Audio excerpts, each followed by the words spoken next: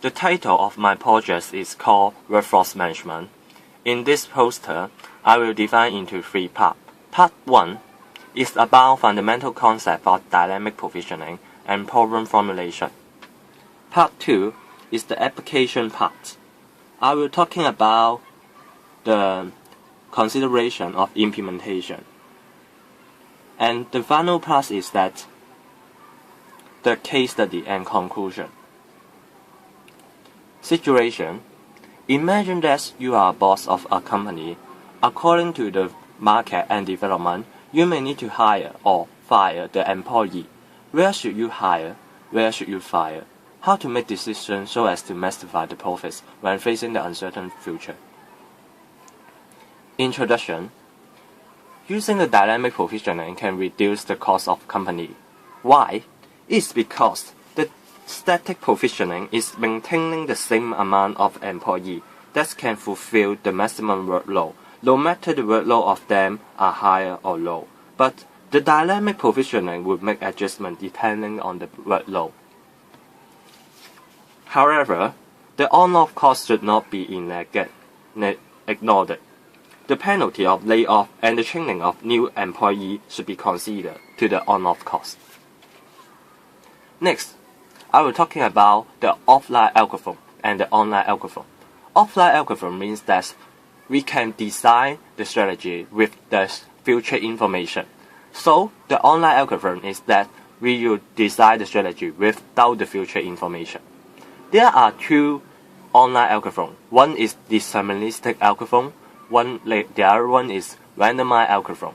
They have different competitive ratio. Competitive ratio means that the online algorithm performance over the offline algorithm performance. Using the look-ahead window alpha, we can improve the performance of online algorithm. So the online algorithm can be performed as the offline algorithm. Background: why I use this dynamic provisioning to do the workforce management is because the global financial crisis in 2008 is the most significant economic event in the recent year. At that time, around the world stock market had fallen. Many large financial institutions has collapsed. You can see that in this figure. Many countries, the GDP of them are turned down. So, if you are a boss, the main question is, what is your own employment strategy without the information of future? Can this strategy match the strategy with the information of future? Now, I will talking about the core concept of this thesis. Dynamic provisioning may help to design the strategy of human resource management. Suppose some employee may hire or fire depending on the workload in each period. Therefore, when the workload is more, some employee may fire to save the budget. Now I will formulate the problem as SPP, the salary payment problem. The objectives is to minimizing the salary and the on-off cost, that is the operating cost. There is two constraints. Constraint 1 assume every job should have the employee to follow. Otherwise, it may affect the reputation of company. Constraint 3 are the boundary conditions.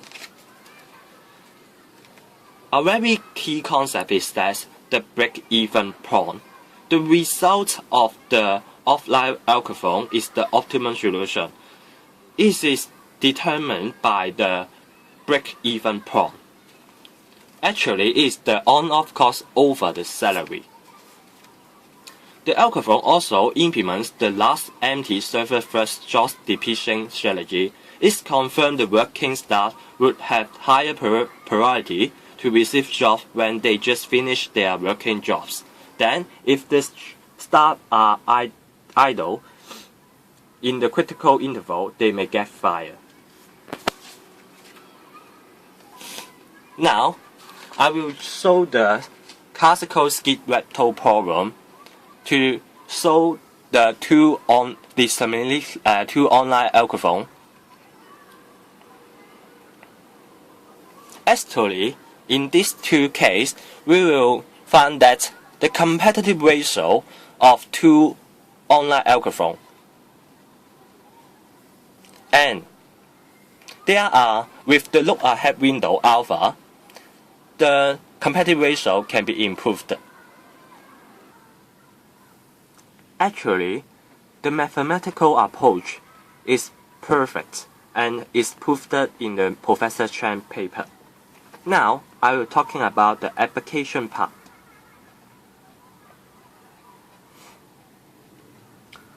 How to use this algorithm into the real situation? Actually, there is an example, so that the workload variation should be large. Otherwise, the result of static provisioning may be better than the dynamic provisioning if the workload is very stable in the industry. Another point is that the on-off cost should be small. You can see that from the labor department, it shows that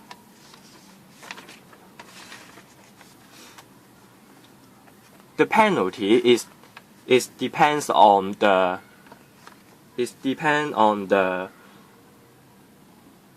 longer period. If the staff work longer, then the penalty is longer. So the job distribution strategy can help to solve this problem.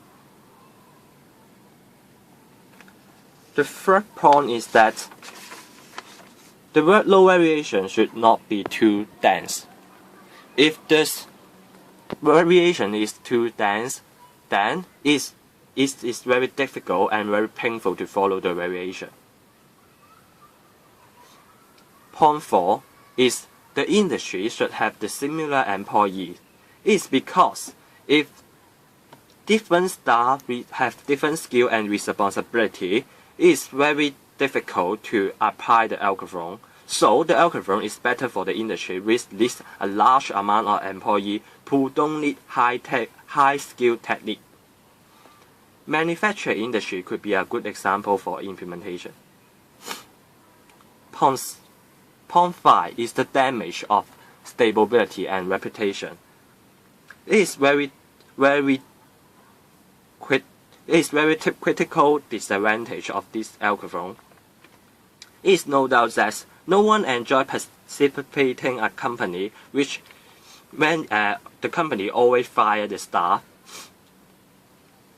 So I think that the part-time jobs are the better choice to choose to implement the algorithm since the mobility is usually high for them. The damage of the company will be limited. Point 6 is the salary payment are the major expense. Actually, my first testing targets using the dynamic provisioning is the Telebit server assistant of the Jockey Club. However, the manager of the Jockey Club tell me that it's not possible. It's because the return of a call may be many times of the salary of an assistant. So, and the salary payment are not the major expense. Finally, the final point is that the time unit. The time unit is the X parameter of the algorithm. It also affects the portion of implementation. Some industry would pay their staff every day or even every hour, so the sensitivity of the variation of different time units should be different.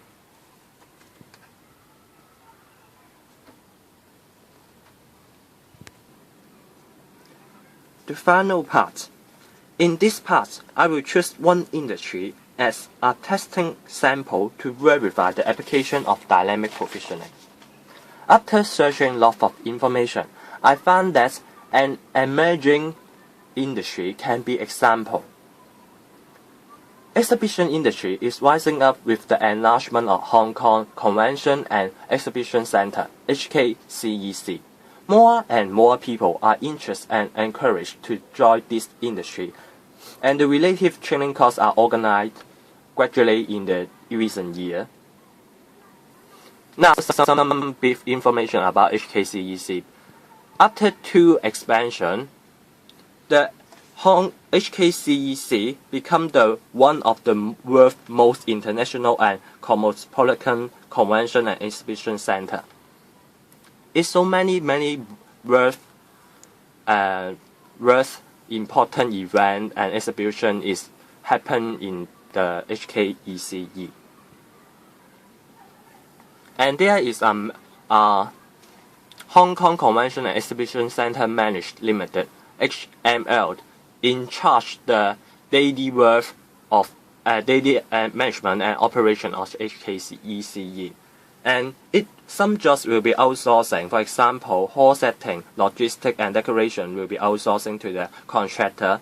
And I have found a subcontractor to do an interview and the data collection. Is the data from the data collection, and the result is that the peak to mean ratio is about 2.34. It's not too small, but the critical interval is more to balance this peak to mean ratio, and the percentage of cost reduction by the optimum solution is about 33%. And the percentage of cost reduction by two online algorithms is about 30%. This figure shows that with the look-ahead window size is increased, and the online algorithms performance can do as the offline performance. Conclusion and suggestion. The dynamic provisioning is a very useful technique to tackle the online problem. If the future is uncertain, this technique could help the people or the organization which need to make decisions to reduce the loss due to the dramatic change. In the background, I have mentioned that the global business environment is so fixed, so the technique can help the manager to make decisions.